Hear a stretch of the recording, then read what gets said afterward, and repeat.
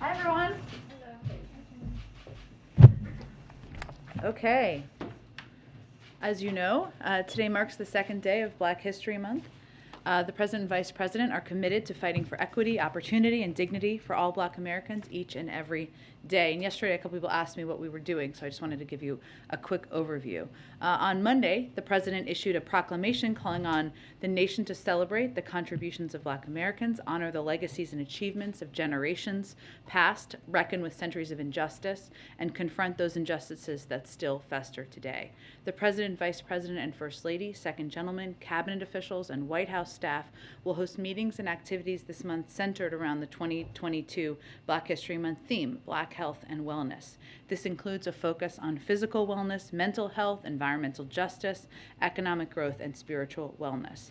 White House senior staff will also host important stakeholder discussions on diversity in media, veteran wellness, and increased support for HBCU students. Last but certainly not least, we will celebrate and acknowledge the invaluable role Black faith leaders have played in communities across the nation, particularly during the COVID-19 pandemic. This is, of course, just a brief overview. Stay tuned for more announcements. Zeke, with that, why don't you kick us off? Thanks, Jen. The announcement this morning that the President authorized the deployment of 3,000 troops to Europe. The President previewed that announcement last week and then ordered it today. Is there some new piece of information or intelligence that he saw in the last few days that sort of went from being a notional thing to something that to an actual deployment? I would not read this as a decision made based on any events over the last 48 hours or a couple of days. We've been in discussion and under discussion with our partners and allies in the region where these troops are going for several weeks now. And I would just outline for you, I know some of you may have watched John Kirby's briefing, but just to give some more specifics, the 1,000 service members from the U.S. Army's 2nd Cavalry Regiment, which is based in Germany, will reposition to Romania in the coming days. Secretary Austin had discussed this possibility and this deployment to Romania last week in his conversation with the Romanian Defense Minister. Second, we are moving 1,700 service members from Fort Bragg to Poland and approximately 300 service members from Fort Bragg to Germany. Both of these moves are to supplement existing U.S. force presence in Poland and Germany. These forces are separate and in addition to the 8,500 personnel in the United States on heightened alert position posture that we announced last week. But I would also note, Zeke, just to finish answering your question, that the President has been clear since the beginning of the escalation and the building of troops at the border, and been directly clear with President Putin, as he was in early December. If Russia stays on an escalatory path, which they clearly have, we will make force posture adjustments to deter and defend against any aggression. This is not troops that will go into Ukraine. They're not fighting in Ukraine. This is us, this is the United States abiding by our commitments under Article 5 to support, reassure our partners in the region. What is the milestone the President's looking for those troops to come back home? What is is it if Russia de-escalates, those troops would go back to their bases? Is that? Well, I think as you touched on, it's not permanent. They're not intended to be permanent. And again, we already had troop presence in all of these countries where we are doing an increase in troops. So I can't give you an evaluation. Obviously, if Russia decides to de-escalate, to take de-escalatory steps, then certainly that would impact what the force posture needs are in other parts of the region. Senator Hawley was out in a statement today saying that the President should sort of take NATO membership off the table for Ukraine, and that wasn't in U.S. interest to do that. Do you think that sort of rhetoric or sort of position by a U.S. senator right now is helpful in this showdown between the West and Russia? Well, if you are just digesting Russian misinformation and parroting Russian talking points, you are not aligned with long-standing bipartisan American values, which is to stand up for the sovereignty of countries like Ukraine but others, their right to choose their own alliances, and also to stand against very clearly the efforts or attempts or potential attempts by any country to invade and take territory of another country. That applies to Senator Hawley, but it also applies to others who may be parroting the talking points of Russian propagandist leaders. On a different topic, there's been a lot of reporting the last couple of days about how the U.S. is setting it on a per capita basis with peer developed countries. The death rate in the United States is far outpacing what's being seen abroad, largely as a result of the lower vaccination and boosting rates here, as well as some other comorbidities and the like. But does the President feel that he bears responsibility that, a year into office with this new wave that the U.S. wasn't better prepared and that more people are dying here on a per capita basis than are in Europe, for instance? Well, the buck always stops with the president, and he would say that. But I would also tell you, Zeke, that the steps that we have taken to make progress, to prepare in the United States far outweigh what almost any other country in the world has done to date. That includes ensuring that 87% of the population has had at least one dose,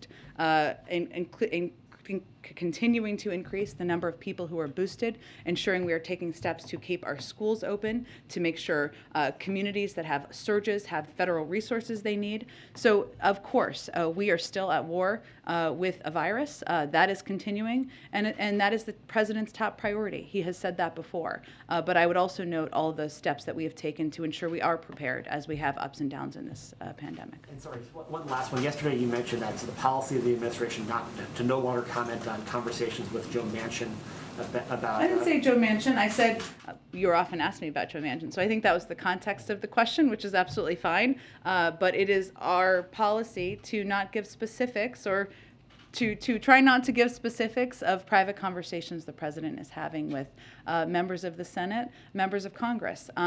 There are times, I know yesterday, of course, we had Senator Grassley and Senator Durbin here, and we did a pool spray of that. So you may say that's contradictory, but our effort and our focus is on making progress, and sometimes that means keeping those conversations private. Oftentimes it does. So I'm just curious, this is a shift from where you were a few months ago. Is that only because the Build Back Better bill failed? Is that why this policy has changed? I think it's a recognition that a lot more progress can be made when you're having private discussions, and that the president's focus in terms of what we're publicly communicating, how he's speaking to the American people, needs to be on what he's doing to make their lives better, not constant updates on the legislative process. Go ahead. Thank you, Jen. On the troops that were deployed Sure. today, you've said that they aren't going to be fighting. They'll be there to offer support. Can you offer any details about exactly what they will be doing there? And also about the distribution to these specific countries, why these 3 places and why the 2,000 versus 1,000? Sure. Well, to be clear, they're not going to Ukraine to fight, right? So I know that's what you were asking, but just for clarity for the transcript purposes. Our effort and our objective here has been to ensure we are ready for every contingency. And force posture increases as part of that preparedness. It's to reassure our allies, to whom, as I've said, we have a sacred obligation. This force, or these forces who have gone, are trained and equipped for a variety of missions to deter aggression and to reassure and defend our allies. In terms of why the specific numbers, I'd really point you to the Department of Defense, who makes the recommendations and ultimately, proposes for the president's sign-off. I would note that a number of our NATO allies have recently announced troop movements as well, similar to what was announced this morning. So, including the United Kingdom, France, Spain, Denmark, and the Netherlands, of their intent to deploy additional forces to reinforce NATO's eastern flank as well. So, this is a reflection of our robust capabilities and our ability to distribute them across Europe, but it's also consistent with what a lot of our NATO partners are doing. John Kirby said that the Pentagon has not ruled out deploying additional troops. Under what conditions would that happen? These, again, are these decisions were based on close consultations with our partners in the region, the countries where these troops have been deployed to, of course, and also the escalatory actions by Russia. But, obviously the president is meeting with his national security team on nearly a daily basis, and we'll make evaluations as needed. And then changing topics, Senator Lujan has been hospitalized after suffering a stroke. In addition to offering well wishes, of course, some of his Democratic colleagues have said this is a reminder that in such a close Senate, any unexpected development could be a challenge to moving forward their agenda. So has the president spoken with Senator Lujan, and does he share similar concerns? Not at this point. Let me just reiterate, I know you referenced them, but that we have all been thinking of Senator Lujan and his family. I know his team put out an update on his recovery last night, and he's 49 years old, so I would also note that, but I would point you to them for any specifics on his status. Of course, we're thinking about him, his family, his entire team at this point in time. I'm not sure what you were referring to in terms of concerns about. For example, Senator Coons brought up yesterday that could be a challenge for moving forward since they, that 50-50 split is so critical. So is that something that the president has also considered? Well, life is precious, as we know.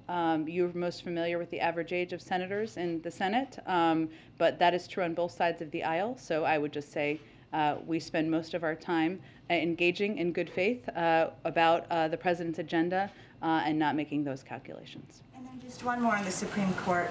Given the president's commitment to diversify it, will he make similar pledges? Should he have another opportunity to nominate someone? For example, there's never been an Asian American justice or an LGBTQ justice. So will he make a similar pledge? Well, I would say that about judges or just in general, I would say that if you look at the president's record of judges, circuit court judges, lower court judges, it speaks for itself. He has had a enormous number of judges he has nominated who are people of color, who are women. He has nominated and confirmed an extraordinarily diverse bench of qualified individuals to serve on the courts. And that is certainly a priority for him. I don't have any new pledges to announce for you, but I think I would point you to his record, which speaks to his commitment to ensuring the court is more diverse. Lower courts are more diverse, the higher courts are more diverse, and that is something he certainly will continue to look at as a priority. Thanks, Jen. Go ahead. Thank you. Oh, sorry, I'll come back to you. Go ahead. I was just going to ask another follow-up on the troop movements. Yeah. Is President Biden concerned that Putin might use them as a pretext to act against Ukraine? Well, I think what's important to be very clear about here is that there is one aggressor here. That aggressor is Russia. They are the ones who have gathered tens of thousands of troops on the border. They are the ones who are threatening to invade a sovereign country. NATO is a defensive alliance. The steps and actions we are taking are to provide reassurance and readiness to our partners in the region. If President Putin and the Russians decide to de-escalate, that would be a welcome step. And a follow-up on the energy issue. Qatar has said it will divert cargoes if needed, but needs the U.S. to help mediate changes in supply contracts. Who is the U.S. talking to about diverting supplies, and are any countries willing to forgo their Qatari supplies to help Europe? I certainly understand the question. I would just note that we're talking to a range of countries and suppliers, not any one individual country. Obviously, Qatar is a large supplier of oil in the world, so that is certainly a statement of fact. But I don't have anything about our private conversations to read out from here. And just a quick final one: does Biden plan to watch the Olympics? U.S. athletes competing. I think it starts Friday. Yes, absolutely. We all do. I'm not going to rule out an Olympics outfit here. I would encourage all of you to do the same. Yes, we are looking forward to it and to cheering on our American athletes who will be competing. Go ahead. Just one more on the troop movements. Can you explain a bit more why the president decided to move unilaterally before NATO approved a multilateral deployment? I mean, you've talked often in here about how fiercely united the U.S. is with our NATO allies. Is there a concern that this undercuts that sense of unity? Absolutely not. And this is an important question because a lot of our NATO partners have taken a similar step. In fact, 5 other of our NATO allies have taken steps. The United Kingdom, France, Spain, Denmark, and the Netherlands have all said they have the intent to deploy additional forces to reinforce NATO's eastern flank. So these decisions can be made on a unilateral basis by the United States or any of our NATO partners to boost up support. And obviously the NATO alliance as a whole would decide if there was going to be a movement of the NATO alliance forces. So this is something that we have always had the capability to do, as all these other countries do as well. And it's an option in addition to what we've done to support and plus up our NATO partners, our NATO alliance. And I think it's still not clear though then why. I mean, I know you've been addressing this here, but why now then? Given that you're saying there's no new evidence that's come to light necessarily, it's not that you have a sense that Putin is going to invade any more so than you thought a few days ago. That's true, but and I just noted that it wasn't an event because I think the way Zeke asked the question in the last day or two or over the weekend or something like that. This has been under discussion for some time now with our NATO partners and, of course, within the administration. It is also true that there's no question that Russia and President Putin has continued to take escalatory, not de-escalatory steps. So it is not that it is one moment. We are looking at events over the course of time. And at the risk of sounding like a broken record, on the Supreme Court search, has the president made any plans to meet in person with any of the nominees? Has he had any direct conversations with any of these potential candidates yet? We're just not going to provide updates from here on the process. Certainly, meeting with the nominees will be, well, obviously with the nominee, but meeting with candidates will be a part of the process, but I don't expect we'd provide a play-by-play on that from here. Go ahead, Caitlin. Thanks, Jen. 2 weeks ago at his press conference, the president said, quote, "We're going to actually increase troop presence in Poland and Romania if, in fact, he moves," referring to President Putin. He has not moved yet to invade Ukraine, as far as we know. So can you explain in the last 2 weeks why that calculus has changed for President Biden? Well, I wouldn't say the calculus has changed as much as we look at a range of events over the course of time. And there's no question that if you look at President Putin's actions, they have been escalatory, not de-escalatory. But clearly, this has been a topic of discussion from among our national security team and also between our national security team and their counterparts for some time now. Is the president worried that Putin is going to try to invade a NATO ally? The president wants to, we're certainly hopeful he would not, but the president wants to take steps to reassure our countries in the region that are part of the NATO alliance. And, you know, Russia as a country, President Putin is a leader who has invaded two sovereign countries in the last several years. You know, he's somebody who's used chemical weapons. He's somebody who has pushed propaganda around the world. We're not predicting that he has made a decision. We don't know that, but we're also taking steps to be ready and to be prepared. Are removing these forces that are now being deployed, is that contingent on Putin removing his troops from Ukraine's border? Removing, these troops in Eastern Europe? 1,000 troops that the president is sending to NATO allies that he signed off on yesterday. Is that contingent on Putin de-escalating, not just de-escalating, but actually removing his troops from Ukraine? Well, if President Putin took de-escalatory steps, that certainly would impact our calculus. But I don't have anything to outline from here. That's obviously a decision and recommendations that would be made by the Department of Defense. Okay, one last question. Last week, I believe in here you said that the assessment still was that a Russian invasion is imminent. That's the word that you'd used before, that other officials have used, and you used it last week.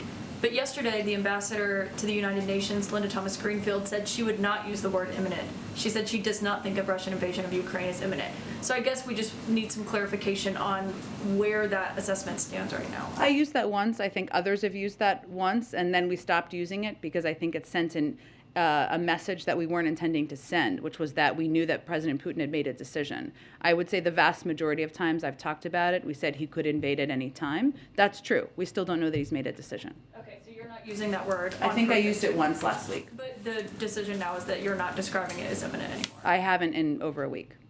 Okay. Yeah. Go ahead, Jen. Thanks. Just another question first on President Putin and sort of the message coming from Russia.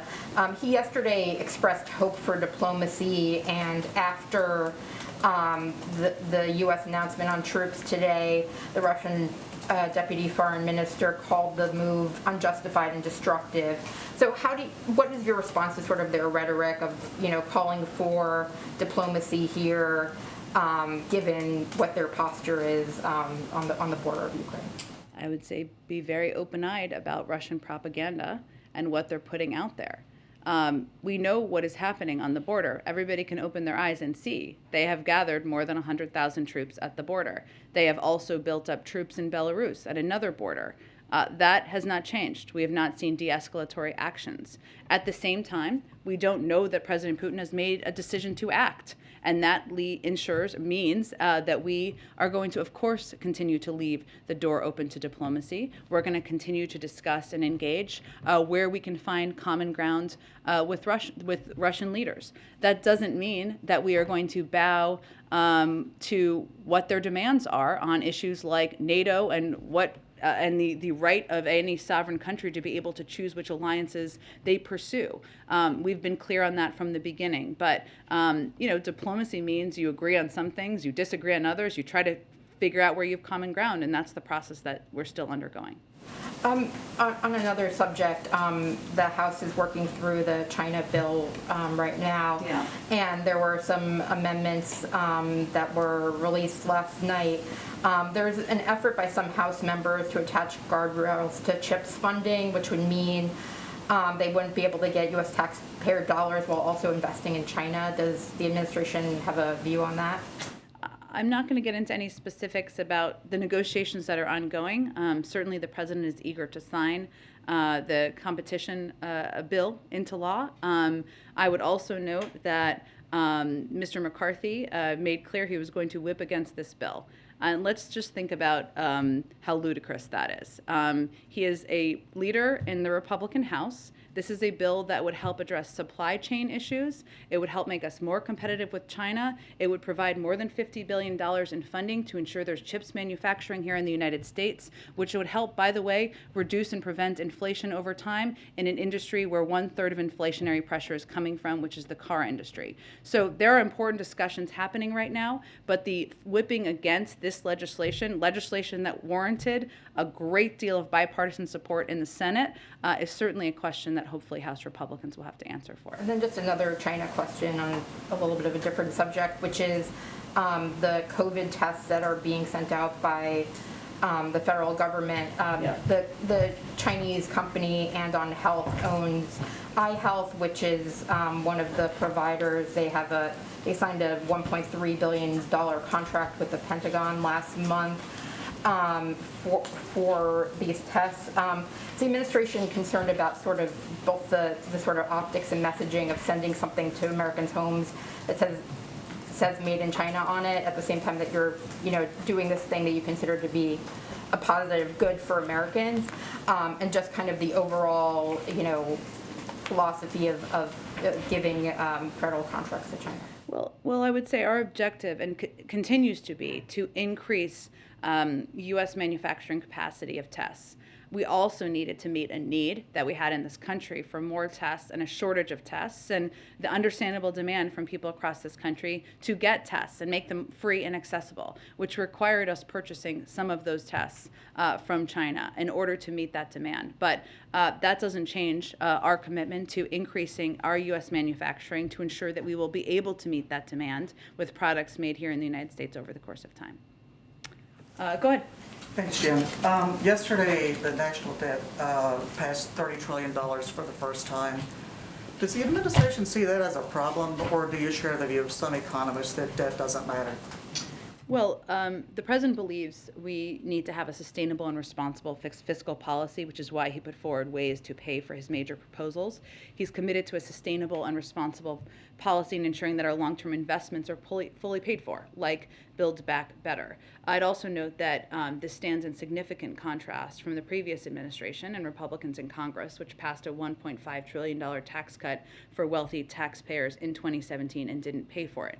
As we look to the debt, which obviously the president wants to be lower, it's important to note that more than 95% of the national debt was incurred before he took office. The national debt increased by $7.8 trillion during former President Trump's presidency, which accounts for about 30% of its total. So we are working to be fiscally responsible, and that certainly is a priority to the president. Okay, one more on Afghanistan. There's a new report up from the UN that says that more than 100 former members of the Afghan government and other Afghan allies of the U.S. have been killed since the Taliban returned to power. There are additional reports that thousands of Afghan allies of the U.S. are still in Afghanistan. They're hiding out. They can't get to the U.S. because of issues with a special immigrant visa. Does the administration consider it a priority to get these people out of Afghanistan? And if so, why are they still there 6 months after we withdrew? We absolutely do, and we have also helped thousands of our Afghan partners leave Afghanistan since our full withdrawal at the end of August. As has been reported, there was a delay or there was a gap where there were not flights. Those have resumed, which is a good sign, which will hopefully enable us to continue to get more people out. Obviously, the president also met with the Qatari leader earlier this week. They have been an important partner here, as we don't have the diplomatic presence, as you well know, that we had prior. I would just note that from the beginning, we've been able to evacuate more than 120,000 100,000 people from Afghanistan. Some American citizens, many of them Afghan partners and allies, people who have fought alongside us during the 20-year war. And that is the largest evacuation since the Vietnam War. So I would say we are still committed to doing this. We are not naive about the challenges, nor are we naive about the conditions on the ground, which is why we are so focused on getting humanitarian assistance to the people in Afghanistan through trusted and reliable sources. But it is a good sign that the flights have resumed. Obviously, this was a topic of discussion with the Qataris earlier this week as well. Go ahead. Thanks, Jen. Just on schools, New Orleans became the first major district in the country to have a vaccine mandate for all students going into effect yesterday. We know how you guys feel about the need to getting vaccinated, but will the White House press other districts to follow in New Orleans' steps?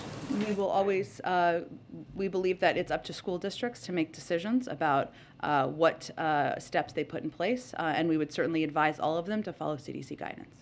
On the mandate, there are a number of exemptions that parents can apply for. It's pretty easy to get an exemption. Does the White House think that sort of defeats the purpose of the mandate, or is that okay? Or We have exemptions that we implement in the federal government as well. Staying on education, yesterday also, before the president paused the student loan debt repayments, or I guess extended the pause in late 2021. It was supposed to resume yesterday. Is the Department of Education pushing forward any other steps to make sure that when those payments relaunch in May, borrowers will be able to make them, or will the president extend that pause again? Or is he still considering executive action to forgive student loan debt again? Sure. Well, I would note that no one has been required to pay a single dime of federal student loans since the president took office. As you noted, he extended that pause to May to give breathing room to borrowers who are still coping with the pandemic.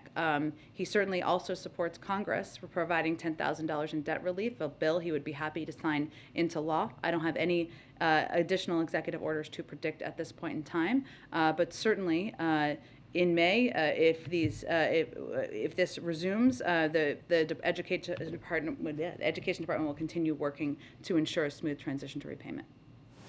Go ahead. Thanks, Jen.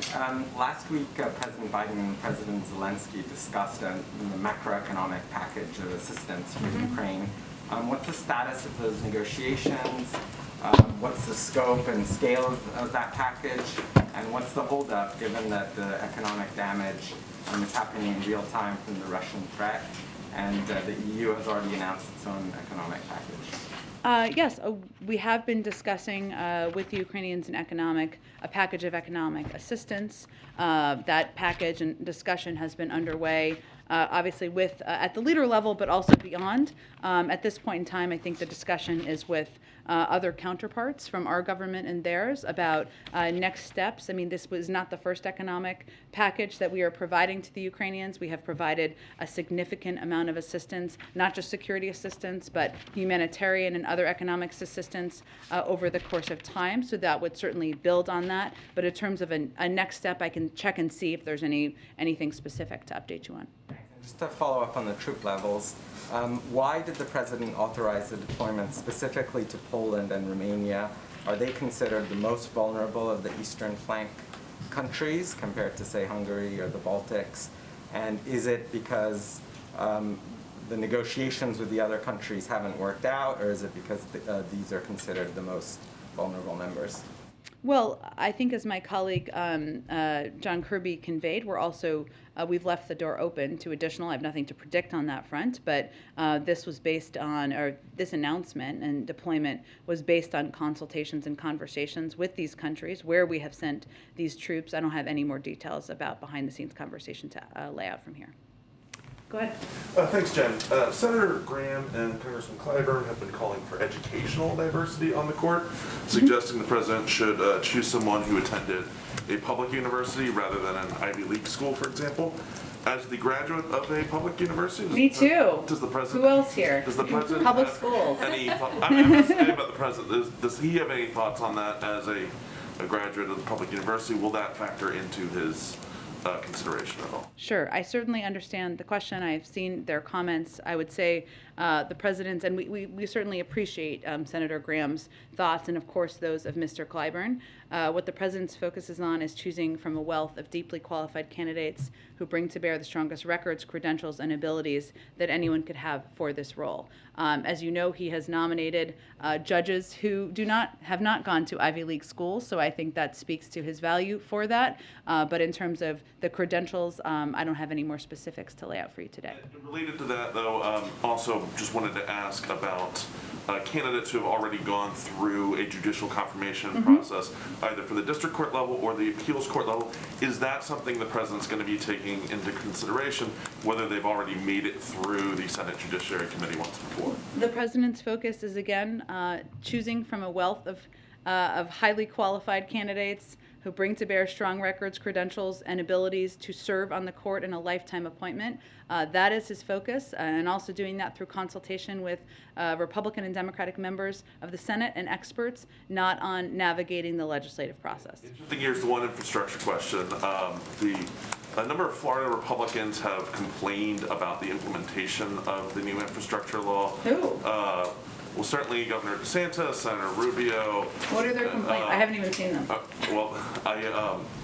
Among the things they've complained about is they've suggested the state was shortchanged on bridge funding, that it should have gotten a bigger distribution. They've complained that the Everglades funding that was announced the other week should have been higher. Coming from Senators Rubio, Scott, and members of the House delegation who voted against the bill, does the White House have any response to lawmakers who opposed the bill in the first place, complaining that their share of the bill isn't higher? It's pretty rich, isn't it? I would say first, I think the Everglades funding, I don't have it in front of me, but I believe it's in the billions, if I'm correct. You may have the exact number. Okay. There is also an enormous, I mentioned this a little bit yesterday, about 90% of the competitive funding that's available will go to localities, territories, others who can apply for it, and that's why we put out this big book just a few days ago, so people know the criteria where they can apply for that funding. I think Mitch Lander, when he was here, quoted, I think, a Nancy Pelosi quote, so I'm just going to quote it. I don't know, now I can't even remember it, but point is, even if you vote against it, you still want the money. We've seen that over the course of time. That speaks to how political a lot of these votes were, given this is funding that will help rebuild a lot of these communities, and the president will certainly be making clear who was with him and who wasn't with him. Go ahead. Right. Last week, the Vice President appealed to governors to help with the defense of voting rights. Does the administration feel that the effort for national voting rights legislation is dead? And if so, is it now going to focus its efforts at state level? We have to do both. So federal legislation is important for a number of reasons, including that it creates a baseline of requirements or requirement standards in states so people can know who are fearful about how they can vote, when they can vote. If you're a mom of 3 kids, you should have a lot of options for dropping off your ballot or going to vote early, and ensuring those requirements are standard across states. It also ensures that for states that have histories of voter suppression, that they would have to seek approval from the Department of Justice to make changes. That's a good thing. So we're still fighting for those. The president has said he will fight for those until his last breath. At the same time, what I think the vice president was talking about, and she will be playing a vital role in, is working with states and localities on how we can fight against oppressive voter suppression, voter laws that are popping up in states, how we can empower and engage populations to ensure they know what their rights are. So we're going to do both, and it's important to do both. And Mitch McConnell said today, given current COVID facts and science, it is time for the state of emergency to wind down. Does the president agree with that? And is that still possible when there's that hardcore of anti-vaccination people? Well, I didn't see the full context of Mr. McConnell's comments. I will say that the president's view is that we're not going to live like this forever. We don't want to live like this forever, and our objective and our goal is on ending this pandemic as we know it today. So we don't have it it's not something that's disrupting our daily lives. We'll do more and more to protect people and accelerate the path out of this pandemic. There is a lot of progress that's been made. 210 million people are fully vaccinated. That's nearly 75% of adults. We had less than 1% vaccinated when the president took office. About 98% of schools are open. And we understand the sentiment that I think he's expressing, even if I haven't seen the full context. We're, of course, looking at when the time comes, what it will mean to end the pandemic as we know it today. But right now, what our focus is on is ensuring we're implementing the tools that we know that work as we're still continuing to fight the virus. Go ahead and Thank you, Jen. The Pentagon says that Poland and Romania requested U.S. troops, U.S. deployment. Have you received similar requests from other eastern flank countries, Baltic states? And what will trigger additional troops deployment to the eastern flank? And I'm going to have one more. Sure. So I'm just not going to detail those private diplomatic conversations. I would point you to the Pentagon if they want to share any more detail. I'd be surprised if they did. But certainly those conversations are continuing. They're not done. And I think my colleague John Kirby made that clear during his briefing today. And one more. Has President Biden consulted this decision with the leaders of the Republican Party? And how does he feel about their support? Because there were some voices on the American right questioning President Biden's policy towards Russia-Ukraine crisis. Well, I would say that we have had an enormous amount of we've done an enormous amount of briefing and engagement with Democratic and Republican leaders about the decision making and how we're approaching the escalatory nature of Russia's behavior on the border. Senator McConnell made some comments in that regard last week, and this is an issue in our view that should not be partisan. What we're doing here is we're standing up for what have long been bipartisan American values, which is standing up for the sovereignty of a country, ensuring that they have the right and the ability to choose their own alliances, supporting them with a range of economic, humanitarian, and security assistance, and doing that in a way that's coordinated with our partners and allies. There are some from the Republican Party who have not voiced support for that. And again, as I said a little bit earlier in the briefing, if you are digesting Russian misinformation and parroting Russian propaganda, you may be on the wrong side of this issue. Go ahead. Hi. 2 questions. Yeah. The first, does the president know who Leonard Peltier is? Sure he does, but I have not discussed it with him. Just call me and let me know if he knows. Is he aware of the push by Democratic senators and members of Congress and native state legislators and even Pope Francis at one point to send Peltier home from prison? I have not discussed this with him specifically. I'm happy to see if there's any more follow-up. And then my second question is about the Supreme Court. Some Republican senators like Ted Cruz are criticizing Biden for saying he'll pick a black woman for the Supreme Court. He said it's quote unquote offensive because somehow the black woman he chooses wouldn't be the most qualified for the job. But Republicans like Cruz also celebrated when Trump picked Amy Coney Barrett for the Supreme Court, with Cruz telling Barrett during her confirmation hearing, quote, "Your children have been wonderfully well behaved. I think you're an amazing role model for little girls. What advice would you give little girls?" So my question for you is, why do you think Republicans like Ted Cruz are acting so angry about Biden picking a black woman for the Supreme Court when they were very happy when Trump picked Amy Coney Barrett for the court? I read that exact quote yesterday. I'm glad lots of people are following it. I think that's really a question for Senator Cruz. But it is important to note, as you just did in your question, that there was never an objection by Senator Cruz to Donald Trump promising he'd nominate a woman in 2020. You noted what he said to the woman he nominated in the hearing and how he applauded her in the hearing. The notion, the president's view, is the notion that there has not been a black woman ever on the Supreme Court in 230 years is a problem with the process, not a lack of qualified, credentialed people to consider and nominate.